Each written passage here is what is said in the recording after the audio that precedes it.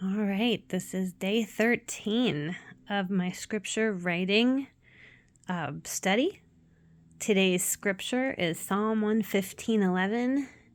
You who fear the Lord, trust in the Lord. He is their help and their shield.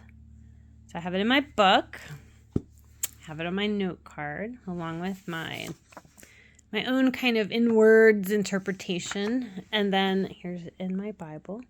Now, what I love is I really recommend, especially nowadays, the whole psalm with this. Because what I like to do is obviously take the verse and read it in context. And sometimes you only need a few verses, but a lot of times, especially with psalm, it's just easier to just read the whole thing. And when we talk about surrender, because that's what the theme is for this scripture writing for the year, is we're talking about in Psalm 115, the futility of idols and the trustworthiness of gods. And, obviously idol worship has always been a problem among humans. We are always seeking for truth. We're seeking answers.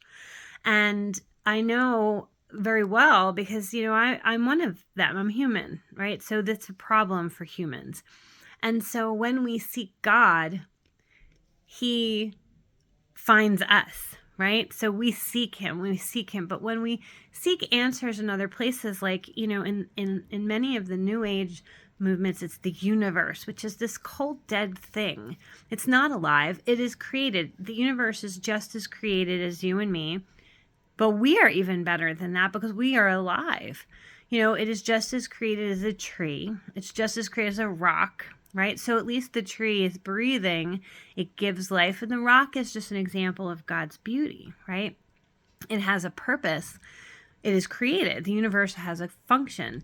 It is created. But God is the creator. And so why would we idolize and worship and ask questions of something that's not alive when we have God? And something I didn't write about, but this translates also into the idolization of, we idolize our phones. We idolize AI and technology. How often do we rely on the internet?